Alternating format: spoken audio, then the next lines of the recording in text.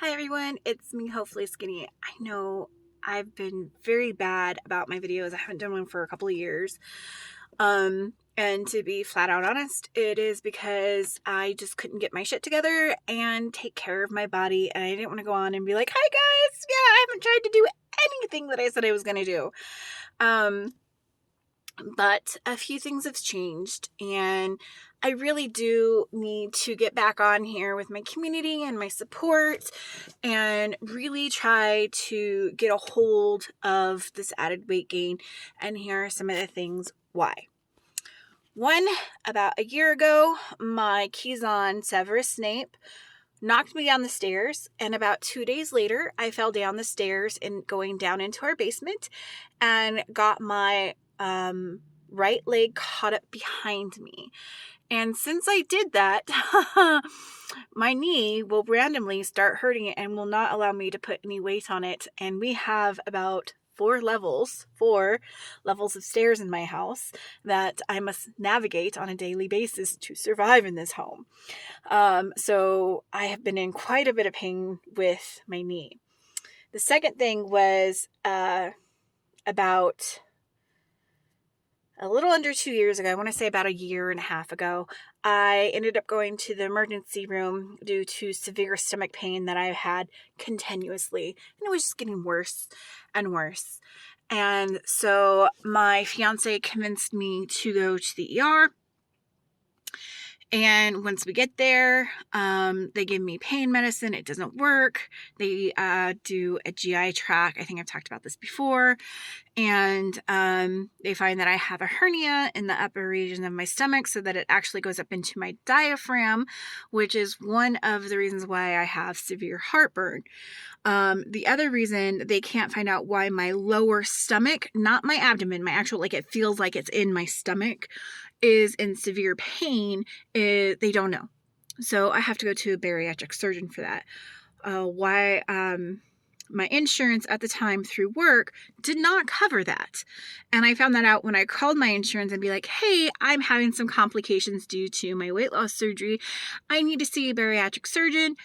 Who's in your network? And he's like, oh, no, ma'am. Your employer does not cover any weight loss surgery. So yeah, we can't help you with that. I was like, what? So I have not had that taken care of because I'd been working. Here's the doozy. About 3 months ago, my job laid me off. They said it was not due to performance issues or anything, that I was doing great. It was to cut costs. That's for another video. But here's this video. So good thing about this is I'm able to get Apple Health because even though I was laid off due to COVID, I'm not really sure. I think it is. If they have to cut costs, I'm assuming they're not doing really well for COVID. So anyways, even though I was laid off, I have not heard anything back from unemployment. I've been filling out all my paperwork once a week religiously. I have called multiple times a day, and you can only call between 8 a.m. and noon. And you can't get through. And I've been doing this for 3 months. But because I'm not getting any money coming in, I'm able to sign up for Apple Health, which will allow me to go see a bariatric surgeon. Yes, and maybe get this solved. But I don't want to go into a bariatric surgeon until I address, why am I not losing the weight? Why am I being stubborn and not doing what I'm supposed to be doing? Why am I not taking care of myself? And addressing these things and thinking about these things, I could blame it on COVID. I could blame it on, the loss of my job. I can blame it on that, last year, our house flooded and I had to deal for, 6 months to, deal with the house and all. I could tell you all of that stuff, but all that stuff, honestly, is just normal life stuff. So I have to learn how to cope with that stuff again without using food or I wouldn't say, because I do use food still, I will always automatically think about food as comfort.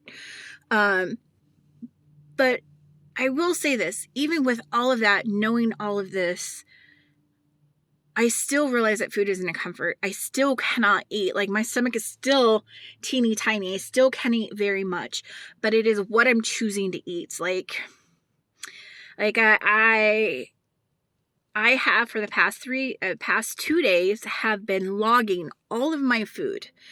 And that makes me much more conscious about how many calories I put in, what I'm putting in. I have so limited calories that I should be putting into my body that it's making me really concentrate on what I'm putting in my body. What are the nutrients my body needs? What makes me feel better? What's just going to give me energy? And in the past 2 days, I've noticed such a huge difference just watching what I'm eating. So with that being said, but even still, the amount of food I'm eating is not nearly as much that it used to be before surgery. I don't think it will ever be that much again. And I'm not as dependent on the food. There are still days that I forget to eat, but it is 100% what I'm eating. And one thing, I had epiphany today. So I eat my 2 meals and I got up late. I know I'm probably not going to eat the third because, I just not really hungry by the time I go to bed. So I'm taking my partner into work, and we usually stop off and we get drinks. And so I decide that I'm going to have a sugar cookie Brave from Dutch Brothers. So after all day carefully planning my meals, saying, oh, I still have like 400 and plus calories that I can have, like maybe I'll have a yogurt later for dinner or something, that will be more than enough. Yogurt's 100 and something calories. Some of them, the ones that I usually get are like 80 or 90, so I'm like, I'm cool. So Puli and I was like, oh, I'll get this drink. I'm sure it's going to be way more than I want it to be, but it can't be like more than like 300 calories. And that drink, and they tell you this in surgery, they tell you this before surgery, they tell you this while you're transitioning, but it's very easy to forget that you can drink your calories, because that drink, which was small, was 450 calories. My dinner, which I had a nice sized piece of fish, I had a fourth a cup of quinoa, I had, half a cup of vegetables, and I was full on that, was only 407 calories. So that small drink was worth more than my dinner.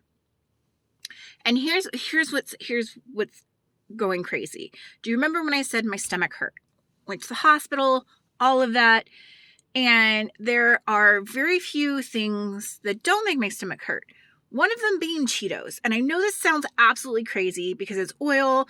It should make me dumb. It should make my stomach hurt. It does not make my stomach hurt.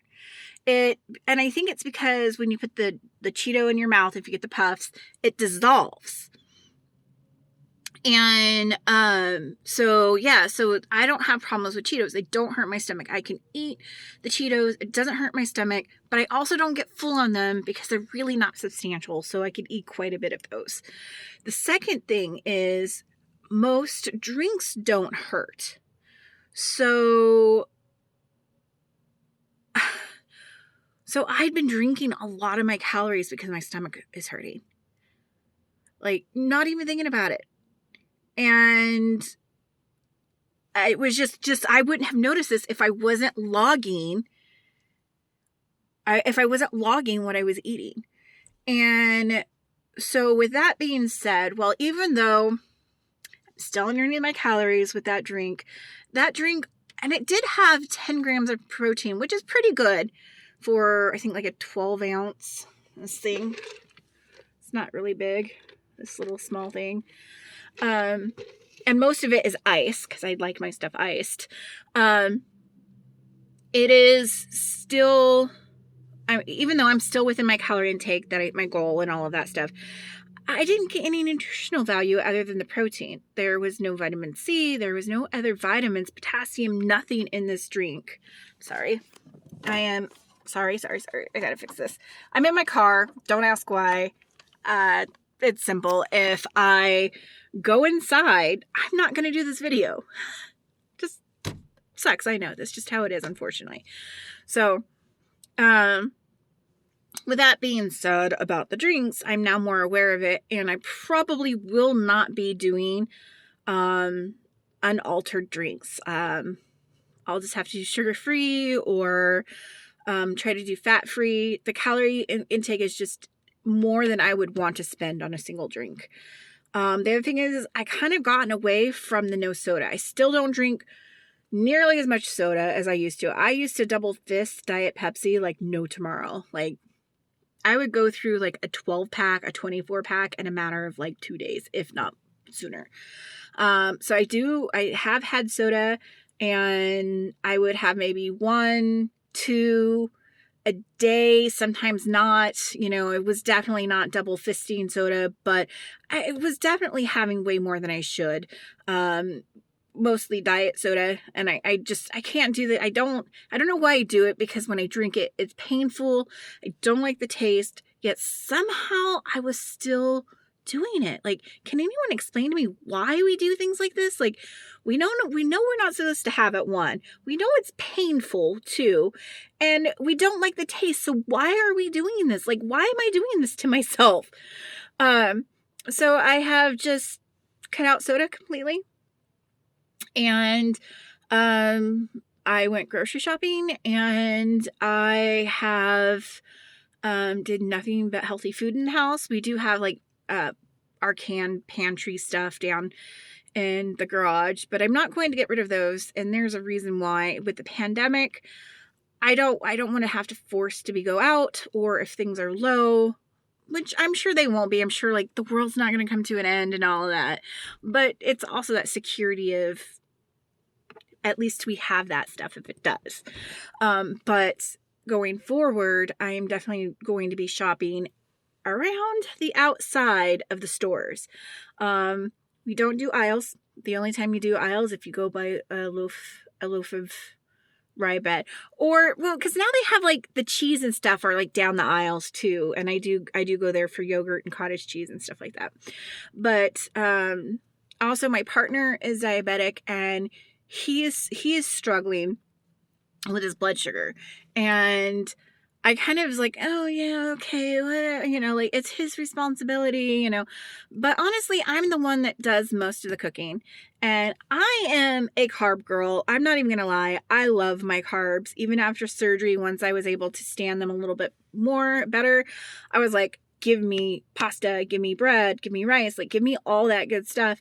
And that's another reason for my weight gain. I was like, oh, I could eat this stuff now, and it tastes good. And but I just decided, like, in order for him to be healthy, I have to be healthy. And in order for me to be healthy is we have to do a very low, no sugar diet for him, and a almost no fat diet for me. So basically the bariatric diet is the answer, because it's a low sugar and no fat.